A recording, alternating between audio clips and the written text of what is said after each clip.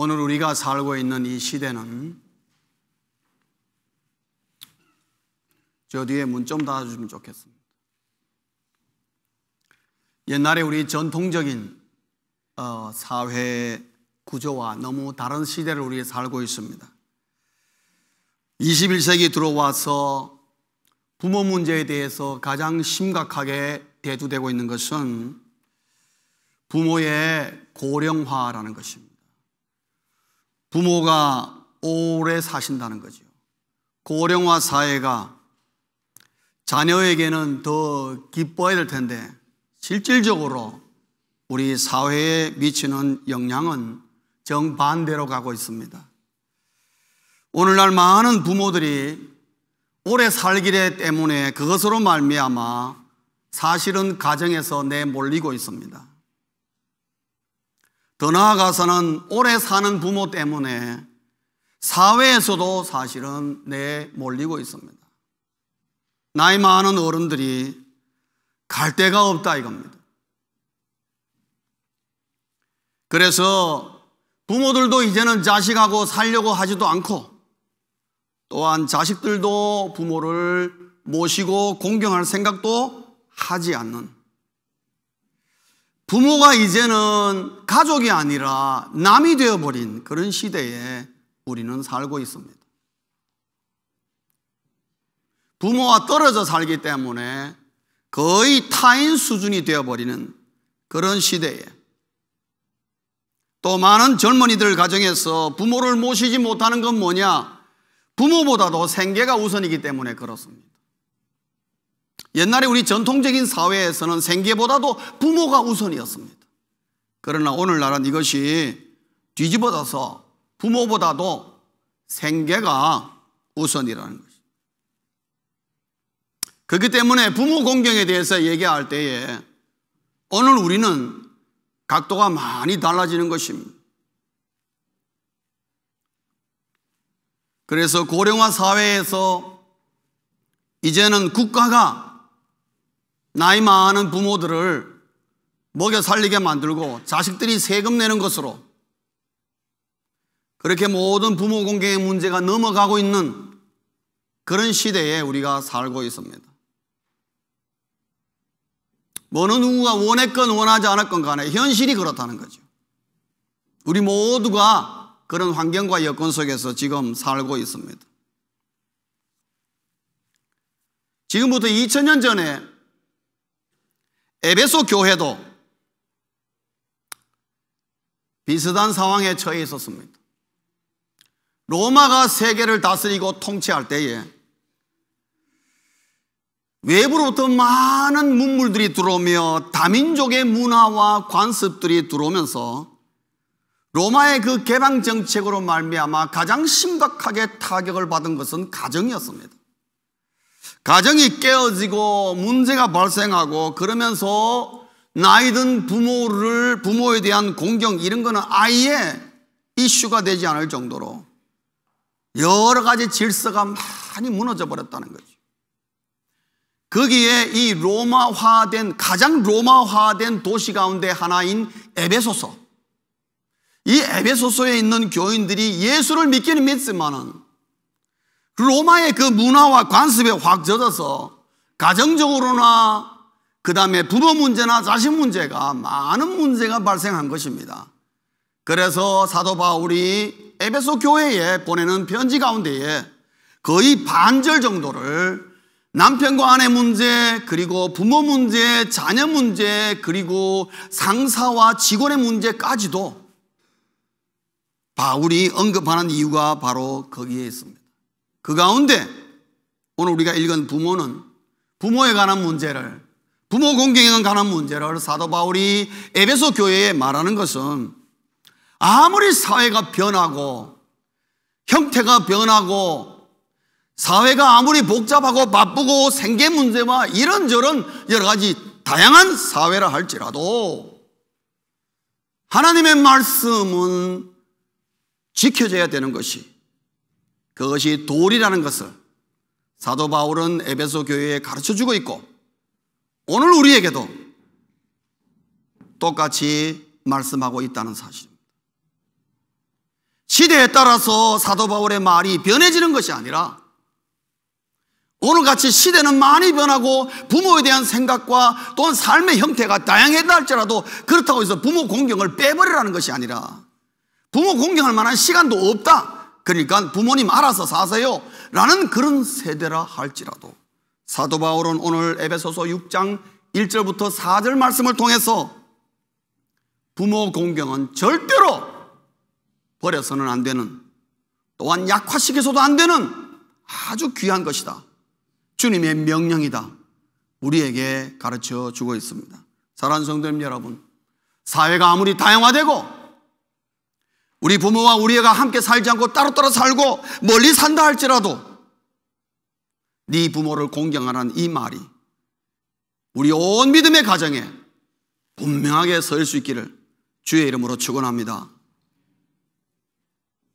왜 사도 바울은 어지러운 에베소 교회, 에베소 교인들의 그 복잡한 사회, 가정 문제, 여러 문제를 다루면서 왜 부모 공경을 얘기하느냐, 왜 출애굽기에 있는 십계명에 있는 것을 가지고 와서 여기에 다시 인용하면서 왜 부모 공경을 하라고 얘기를 하고 있느냐? 그 이유는 한 가지이기 때문에 그렇습니다. 부모 공경은 자연 법칙이라는 겁니다. 부모 공경은 자연 법칙이에요. 그 말은 뭐냐면 부모 공경을 하지 않을 때에는 결국 하나님이 정해준 자연 법칙을 거스르게 됨으로 말미암아 더 복잡한 문제가 발생된다는 것을 우리에게 가르쳐주고 있습니다. 부모 공경은 자연 법칙이다. 왜 하나님께서 부모 공경을 자연 법칙으로 만들어 놓으셨느냐? 그 이유는 우리가 이런 질문 속에서 생각해 볼 수 있습니다. 자녀에게 부모는 누구냐 하는 것입니다. 자녀에게 부모는 무엇이냐 하는 질문입니다. 두 가지의 대답이 나옵니다. 하나는 자녀에게 부모는 누구냐? 자녀에게 부모는 인생의 근본이다 하는 것입니다. 사랑하는 성도님 여러분, 우리 부모가 없이 오늘의 나는 결코 존재할 수가 없습니다. 어느 누구도 예외가 되지 않습니다. 그렇기 때문에 부모는 나를 낳아준 분이라 그 말 한마디에 엄청난 의미가 담겨 있고 결국은 나 인생의 근본이 누구냐? 우리의 부모님이라는 것이죠. 그리고 그 부모님이 나를 보호해 주셨습니다.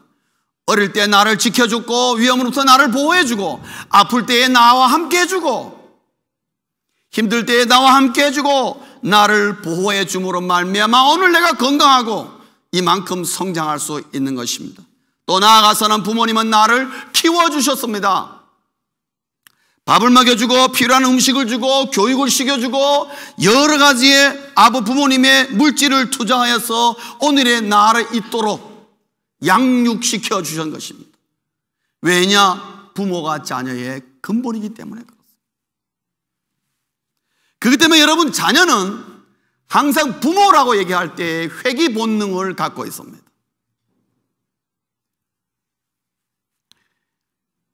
저희 집에 부모님이 지금은 다 소천하셨습니다만 저희 부모님이 살아계실 때는요, 우리 형제들이 그래도 자주 모였습니다. 적어도 1년에 한 서너 차례는 모인 것 같습니다. 가족들이 아무리 바빠도. 그럼 어디로 모이느냐? 항상 부모님 계시는 곳으로 모여요. 부모님 계시는 곳으로. 근데 우리 부모님이 지금 두 분 다 소천하셨습니다. 이제는 1년에 한 번 모이기도 힘듭니다. 그것도 명분이 있어야 돼요. 명분이 있어야 돼요. 명분이 없어 모일 만한. 그러니까 늘 이 가족에 대한 또 부모에 대한 그 아쉬움이 살아있는 것입니다. 왜? 회귀 본능 때문에. 여러분, 자녀들은 힘들고 어려울 때에 부모를 생각합니다. 그리고 부모가 있는 곳으로 갑니다, 여러분. 제가 재작년에 제 고향을 갔습니다. 저는 고향이 대구입니다. 고향을 가면은 내가 살던 집, 우리 동네를 내가 가봐야지 하고 마음을 먹고 갔습니다만 정작 대구 가서는 안 갔습니다, 제가. 왜요? 갈 의미가 별로 없어요. 왜냐? 거기 아무도 없어. 부모님도 없고. 만약에 부모님이 거기 사셨다면 저는 틀림없이 갔을 것입니다. 그렇죠? 아마 저 한국도 더 자주 방문했을 것입니다. 왜냐? 사람이 갖고 있는 회귀 본능 때문에. 자기의 모태가 어디라는 걸, 근본이 어디라는 걸 알기 때문에 가게 됩니다. 여러분, 왜 자녀들이 때가 되면은 고향에 계시는 부모님에게 갑니까? 고향이기 때문에 가는 것이 아니고 그곳에 부모님이 계시기 때문에 가는 겁니다, 여러분. 부모님이 없는 고향은 별로 가고 싶은 생각이 안 드는 것입니다. 왜? 가도 머무를 데가 없고. 여러분, 2009년도에 신경숙 씨가 쓴 엄마를 부탁해라는 책이 있었습니다. 여러분 읽어보셨습니까? 성도님 일독을 제가 권합니다. 참 좋은 책입니다, 여러분. 엄마에 대한 책입니다. 그 내용은 하나도 복잡하지 않습니다. 어느 날 갑자기 엄마가 없어졌습니다. 실종이 됐습니다.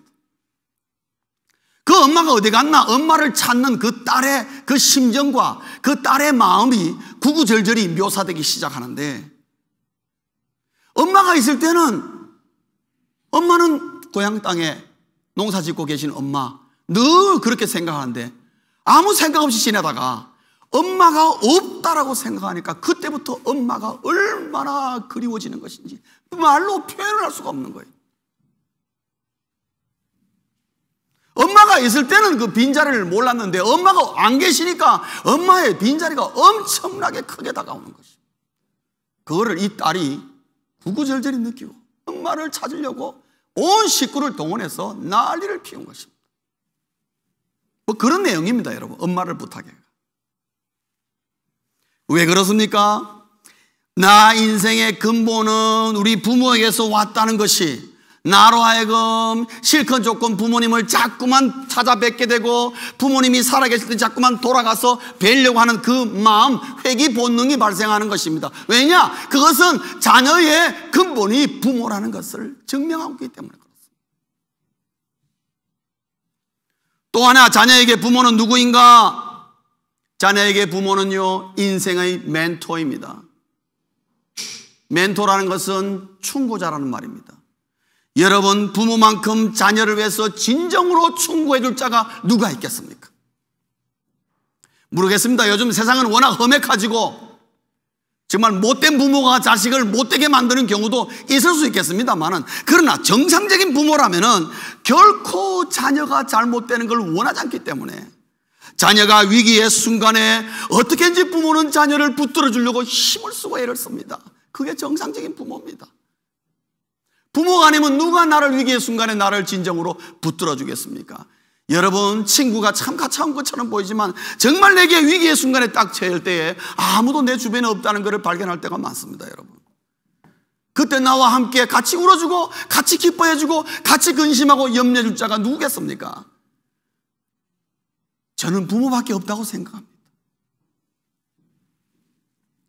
그리고 나에게 바른 충고를 해주고 내가 잘못된 길을 갈 때에 아무도 나에게 그 얘기를 해주고 돌아서서 끌탕하며 걱정만 하지 나에게 바른 말을 해주지 않은 때에 부모는 자식에게 욕을 얻어먹더라도 네가 잘못되었다는 것을 가르쳐주고 바른 길을 제시해주는 분이 부모인 것입니다. 그래서 인생의 진정한 멘토는 누구냐? 부모보다 뛰어난 멘토는 없는 것입니다. 그러므로 모든 자녀는 부모를 공경하라는 것입니다. 부모 공경은 자연법칙인데, 왜냐? 부모가 나에게 어떤 존재라는 것을 두 가지만 짚어봐도 자연스럽게 부모를 공경해야 한다는 것을 우리에게 가르쳐 주고 있습니다. 부모의 권위를 존중하라는 것입니다. 적어도 내가 부모를 공경한다는 것은 뭐냐? 부모의 은혜를 아는 자식에 있어서의 최소한의 예의라는 것입니다.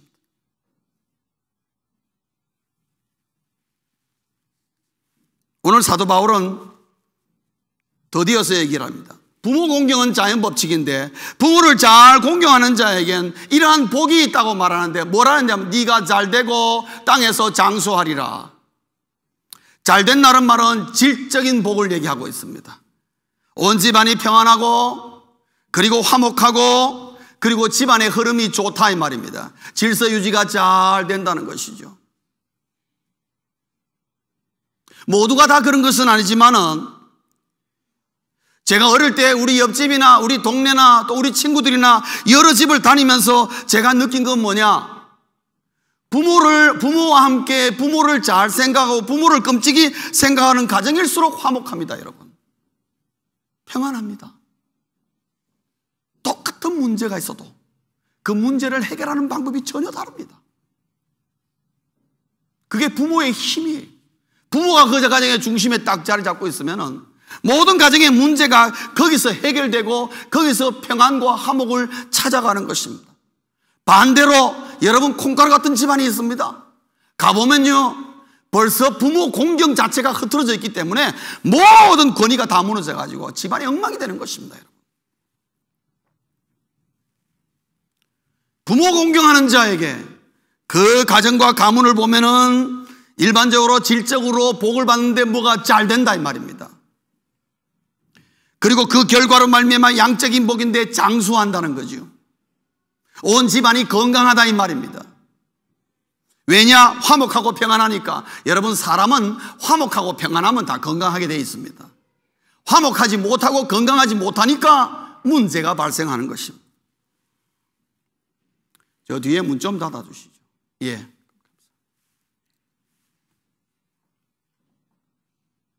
오늘 여러분 제가 목양 칼럼에서는 그 인용을 했습니다. 그 황성주 박사의 글입니다. 그 글 가운데 보면요 이 양적인 복을 그분이 얘기를 하고 있는데 뭐냐 하면 황성주 박사의 말은 가정이 화목하고 평안하면요 온 집안이 건강한 것에서 동의합니다. 이분은 의학적으로. 왜냐? 그런 가정에는 온 식구마다 엔돌핀이 많다 이 말이에요. 엔돌핀이 많아. 웃을 일이 많아요. 여러분 식구가 모이면 막 웃고 재미있게 놀고 가족이 모이면 여러분 재미있는 그런 가정이지요. 그게 엔돌핀이 많이 돈다 이 말이에요. 그렇기 때문에 건강하다는 거예요. 근데 가족끼리 모이면 싸움판 붙고 난리 붙어서 싸움 붙고 싸워서 씩씩하면서 다시는 안 만나리라 약속하며 서로 헤어지는 그런 가정에는 아드레날린이 일어나기 때문에 다 병든다 이 말이죠. 여러분 그렇다고 해서 오해하지 마십시오. 모든 효자가 다 잘되고 장수한다는 말은 아닙니다. 그리고 이 복을 받기 위해서 부모를 공경한다는 것도 말이 안 됩니다. 의도는 그런 것이 아닙니다. 무슨 말인가 하면은 부모를 공경한다는 것은 자연법칙인데 하나님이 정해준 자연법칙을 잘 순행하고 지킬 때에 하나님이 그 가정과 그 가문에 복을 주신다 이 말입니다. 어떤 복? 잘되는 복, 장수의 복을 준다는 거죠. 그것이 나타나는 방법과 현상은 다양할지라도 어쨌든 하나님이 그렇게 하겠다고 첫 번째로 약속하셨다고 말하고 있습니다. 출애굽기에 그렇게 말하고 있습니다. 왜 하나님께서 부모 공경을 자연법칙으로 만드셨을까요? 그것은 부모를 공경한다는 것은요 궁극적으로 곧 하나님을 공경하는 것이기 때문에 그렇습니다. 눈에 보이는 부모를 공경하지 못하는데 어떻게 눈에 보이지 않는 하나님을 공경하겠습니까? 그래서 눈에 보이지 않는 하나님을 공경하는 것을 바로메타, 가늠자로 보기 위해서 네가 부모를 공경하느냐? 하나님을 그걸 잘 눈여겨보시는 것입니다. 그래서 부모 공경과 하나님 공경은 결코 무관하지 않습니다. 따로따로 움직이는 것이 아니란 말입니다. 같이 움직이는 거죠. 그래서 부모 공경은 자연법칙입니다. 두 번째로, 그런데 부모 공경의 이 자연법칙이 오늘 깨지고 있다는 겁니다. 한국에서도 깨지고 있고 미국에서도 깨지고 있다. 이게 지금 큰 문제인 것입니다. 부모 공경은 자연법칙이다. 부모를 공경해야 된다는 건 모르는 사람 아무도 없습니다. 그런데 문제는 뭐냐 하면은 부모 공경이 안 이루어지고 있고 이것이 정신없이 깨어지고 있다는 겁니다. 여러분 요즘 신문기사에 보면은 이것을 우리가 직접 목격할 수 있습니다. 어렵지 않게 우리가 신문기사의 제목들만 보아도 지금 심각한 문제가 일어나고 있구나 하는 것을 알 수 있습니다. 제가 신문에 난 거 기사 제목들만 제가 몇 가지 읽어드리겠습니다. 반찬 투정하는 아버지 살해한 20대 긴급 체포. 중풍칠순 노모 살해한 50대 아들 영장. 꾸중들은 손자, 할머니 살해.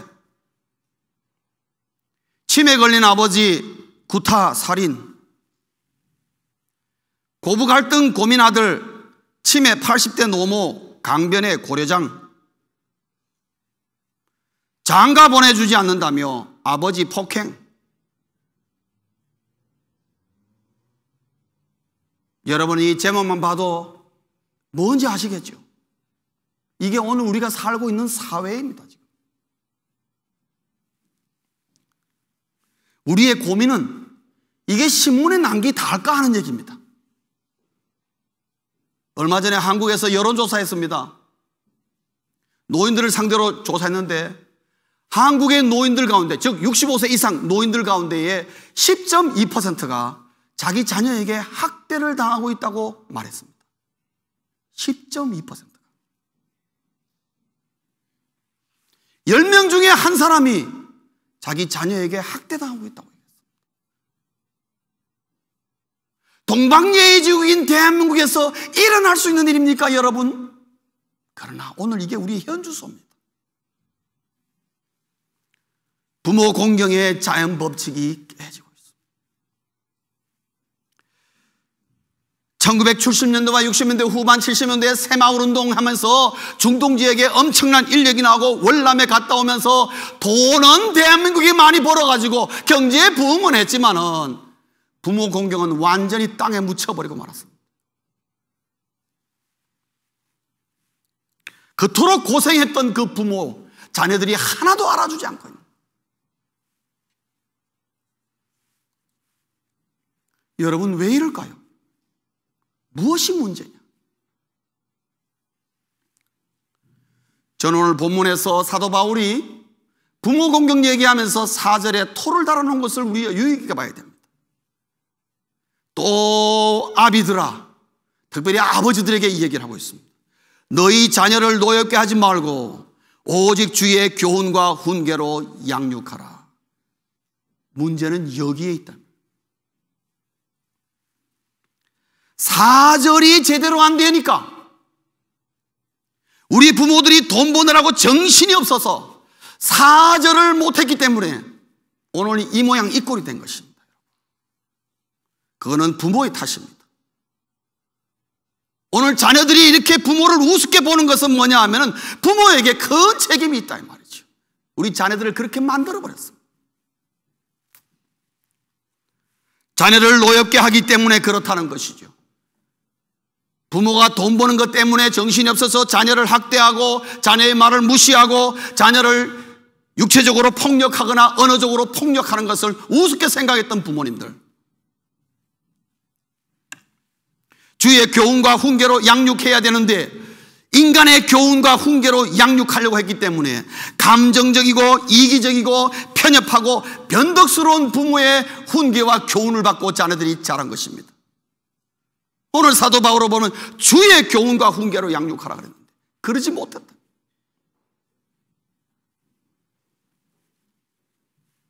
그래서 부모 공경의 자연 법칙이 깨지는 겁니다. 아무리 부모 공경 얘기해도 귀에 마이동풍이에요. 아무런 소용이 없습니다. 왜 그러느냐? 그렇게 배워본 적이 없기 때문에 그렇습니다. 사랑하는 성도님 여러분, 앞으로 우리가 자녀들에게 정말 부모 공경을 가르치고 부모로서의 공경을 받기 위해서는 부모 공경은 자연 법칙이라는 이 사실을 우리의 자녀들에게 어떻게 가르쳐주고 보여줄 것인가 하는 것은 큰 숙제요. 우리 사회적인 숙제인 것입니다. 세상에 어떤 교육 시스템과 어떤 사회적인 윤리가 이것을 받쳐주겠습니까? 아무도 못 받쳐줍니다. 이 자연 법칙을 바로 세우기 위해서 우리 부모들은 지금이라도, 적어도 우리 크리스찬 부모들은 적어도 교훈과 훈계의 의미를 잘 깨달았어. 두 가지를 반드시 시행해야 되는 것입니다. 그 첫째는 뭐냐 하면은 선악의 기준을 가르쳐라. 선악의 기준을 가르쳐 주라는 것입니다. 저는 요즘에 우리 20대와 30대들 이렇게 얘기하면서 제가 느끼는 것은, 야, 내가 생각하는 선악의 기준과 저들이 생각하는 선악의 기준이 너무 다르다는 것을 많이 느낍니다. 왜 그러느냐? 알면서 그런 것이 아니라 누가 그들에게 선악의 기준을 분명히 가르쳐주지 않아가지고 무엇이 선인지 무엇이 악인지를 잘 구분하지 못합니다. 사랑하는 성도님 여러분, 선악의 기준을 가르쳐주기 위해서는요, 부모님 여러분, 매를 들어서라도 옳고 그른 것을 가르쳐줘야 합니다. 무엇이 옳은 것이고 무엇이 그른 것인지 가르쳐줘야 합니다. 저는 어릴 때, 아주 어릴 때입니다. 제가 5살인가 쯤 되었을 텐데요, 제가 부엌에 얼짱 왔다 갔다 하다가 뭘 제가 보게 되었냐면, 우리 어머님이 찬장 속에 저 뒤에 그릇 어디 있는 데서 뭐를 딱 꺼내시는데 보니까 그게 돈이더라고요. 돈을 꺼내신 거예요, 어머님이. 그래서 저는 그렇게 생각했어요. 아, 우리 집에 돈은 저기 있구나. 그리고 저 돈은 필요하면 꺼내 쓰면 되는 거구나. 그래서 저는 아무 생각 없이 사탕 사 먹고 싶으면은 거기 가가지고 그냥 돈 꺼내 썼습니다. 내 돈인 것처럼 마음 놓고 쓰다가 걸렸습니다. 저희 어머님한테. 돼지게 맞았습니다. 몇 번 했냐고? 모르겠는데. 나는 내 돈인 줄 알았어요, 그게 다. 그냥 우리 집에 그렇게 아무나 그렇게 쓰면 되는 줄 알았어요. 그때 제가 정말 우리 어머님에게 빗자루로 호되게 맞으면서 제가 뭘 배운 줄 아십니까? 아하, 그렇게 하는 것이 도둑질이라는 걸 배웠습니다. 그래 하면 안 된다는 걸. 돈을 그렇게 허락 없이 함부로 꺼내는 건 안 된다는 거예요. 그거는 나쁜 거라고. 그건 도둑놈이 되는 거라고. 저는 그때 배웠습니다. 우리 어머님이 매를 들고 안 때렸으면 저 그거 모르고 가만 놔뒀으면 저는 계속 했을 것입니다. 아마. 여러분, 우리의 자녀들에게 오늘 특별히 젊은 부모들 정신 바짝 차려야 됩니다. 우리 자식 옹냐옹냐 해가지고 선과 악을 구분하지 못해주면요, 나중에 커서 아무리 가르치려고 해도 안 됩니다. 여러분, 매를 들었더라도 무엇이 옳은 것인지 그런가를 분명히 가르쳐줘야 됩니다. 그것이 우리 부모들이 가장 급선무로 해야 될 문제. 두 번째로 이 자연법칙을 바로 세우기 위해서 우리 부모들이 꼭 해야 될 뭐냐? 하나님을 가슴에 넣어주라는 것입니다. 하나님을 가슴에 심어주라 이 말입니다. 하나님을. 그러나 여러분, 우리 아이들이, 자녀들이 상당히 받아들이기 어려운 과제 가운데 하나가 하나님에 대한 얘기입니다, 여러분. 왜냐? 하나님은 눈에 보이지 않기 때문에. 어느 날 이 아이가 교회를 다녔습니다. 엄마는 교회 안 다녔는데 아이가 교회 다녔어요. 교회 왔다 갔다 하면서 그날 주일학교 선생님이 뭘 가르쳐줬냐면은, 하나님은 네 마음에 있다, 네 속에 있다고 가르쳐줬어요. 그러니까 하나님이 내 속에 있는구나. 그러 나왔는데 집에 와가지고 엄마하고 거짓말이다 참말이다 뭔가 다툼이 생겼어요.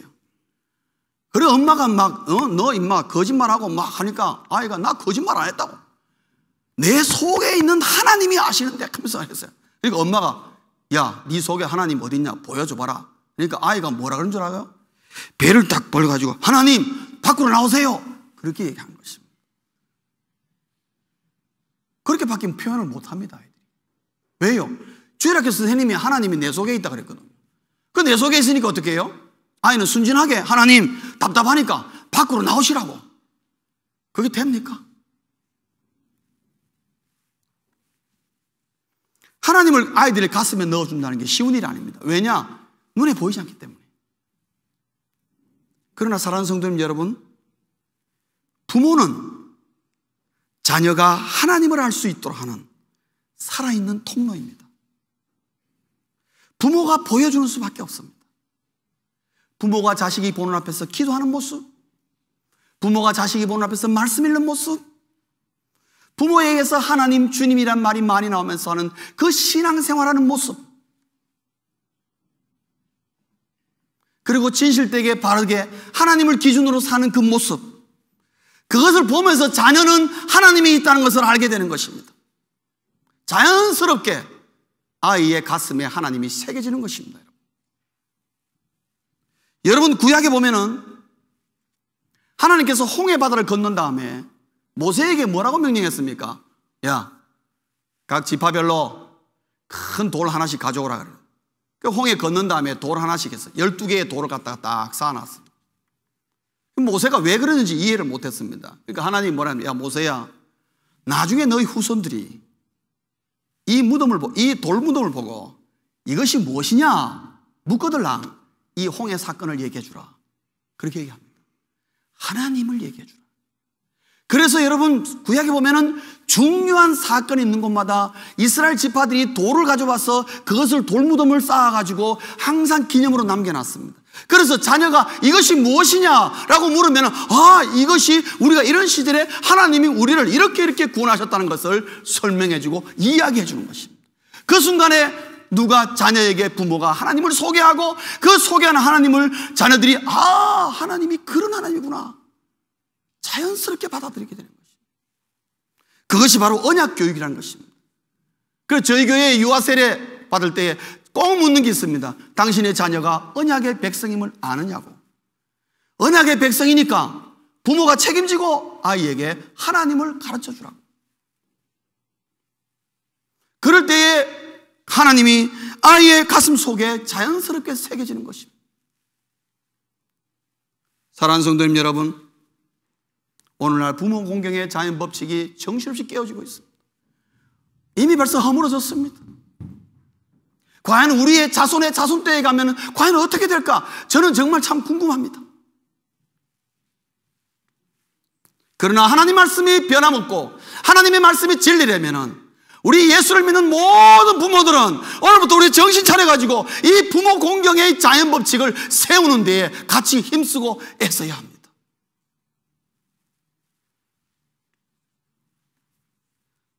그래서 부모 공경이 자연스럽게 대를 이어 내려가면서 그와 함께 주어지는 하나님의 잘되고 네가 땅에서 장수하리라는 이 약속의 말씀이 이루어지는 그런 가정과 가문을 세워야 하는 것입니다.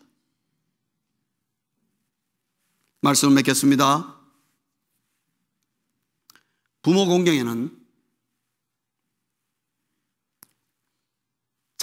주님의 십자가가 담겨 있습니다. 그래서 하나님이 자연 법칙으로 만들어 놨습니다. 부모 공경에는 주님의 십자가가 담겨 있습니다. 그래서 부모는 자식을 위해서 기꺼이 희생할 줄 압니다. 누가 가르쳐 주지 않아도 부모는 자식을 위해서 희생할 줄 압니다. 그리고 자식을 사랑합니다. 자식이 힘들고 어려울 때에 부모는 어떻게 할 줄을 모릅니다. 어떻게든지 자식을 바로 세워보려고 힘쓰고 애쓰는 겁니다.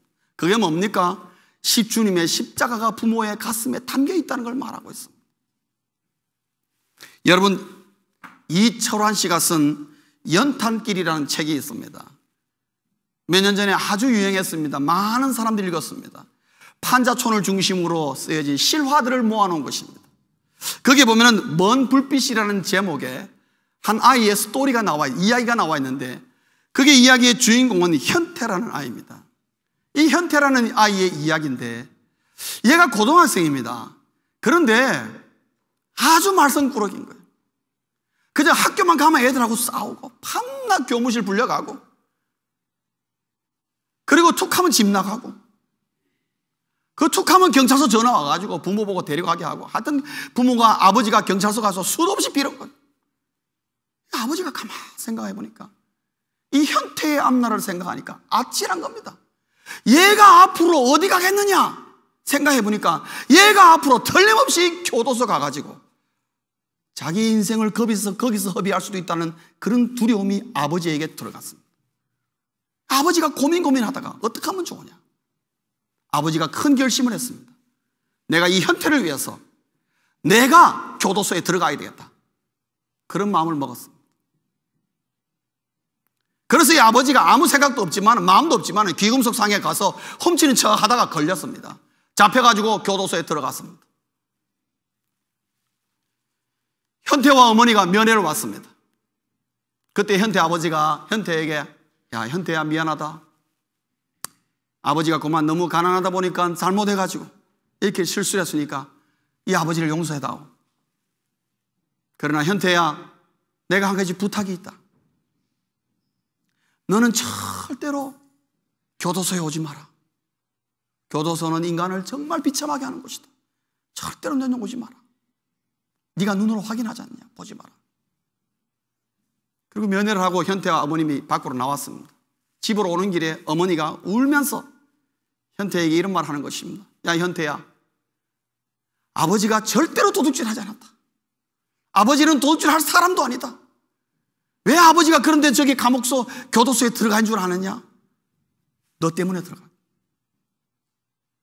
행여라도 네가 교도소에 들어와서 너 젊은 세월을, 젊은 시절의 그 인생을 교도소에서 보낼까 봐 아버지가 고민하다가 너 때문에 자진해서 지금 교도소 들어간 거다. 그 얘기할 때 현태가 충격을 받았습니다. 아버지가 자기에게 그 하나 가르쳐 주려고 자진하여 교도소에 갔다는 그 말이 그 아이에게 충격이 되어버렸어요. 그 다음 날부터 이 아이가 검정고시하면서 바로 잡혀서 열심히 공부해서 정상적으로 자라기 시작하고 정상적으로 대학 들어갔어. 바르게 자라기 시작한 거죠. 어두움에서 나오지 않는 그 아들을 위해서 아버지가 어두움 속으로 들어가가지고 그 아이에게 빛이 있음을 보여준 거예요. 그리고 현태가 그것을 발견한 것입니다. 부모란 것이 그렇다 이 말이에요. 이렇게 한 분이 그러나 또 한 분 계십니다. 그분이 누구십니까? 여호와 하나님이십니다. 죄악 가운데 있는 인생들을 죄악 가운데 나오라고 우리 하나님이 수많은 사람들을 통해서 그렇게 외치는데도 못 알아들으니까 하나님께서 친히 이 땅에 사람으로 나오셨어. 독생자 예수 그리스도를 통해 십자가에 죽으시고 직접 어두움을 끌어안고 어두움에 들어가심으로 말미암아 우리에게 빛을 비춰줬어. 그 빛을 발견하고 주님 앞으로 빛으로 나오도록 하신 것이, 그게 바로 십자가 아니겠습니까? 그 십자가가 우리 부모에게 다 동일하게 심겨 있는 것입니다. 그 하나님의 사랑으로 맺었어. 그래서 누구든지 부모를 보면은 하나님을 볼 수 있도록 하나님이 그렇게 만드신 것입니다. 그렇기 때문에 부모는 왜 우리 자녀들이 공경해야 되느냐? 하나님의 대리자이기 때문에. 예수 그리스도의 십자가를 담고 있는 하나님의 대리자이기 때문에 자녀는 부모를 공경해야 하는 것입니다. 사랑하는 성도님 여러분, 여러분의 부모 가운데 도저히 공경하고 싶지 않은 부모님 계십니까? 있겠죠. 우리 부모님 가운데 정말 자랑할 거 하나도 없는 부모, 그런 자녀 있으십니까? 있겠죠. 우리 부모님은 내 인생에 아무런 도움이 안 돼, 그렇게 생각하시는 자녀들도 계십니까? 그래도 하나님은 우리에게 말씀하시기를 네 부모를 공경하라.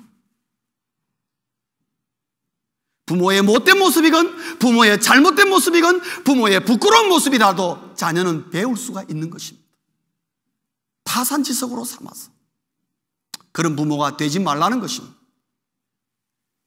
제대로 된 부모가 되어서 내부터라도 부모 공경의 자연법칙을 세워나가면 얼마든지 훌륭하고 아름다운 가정과 가문을 만들 수가 있는 것입니다.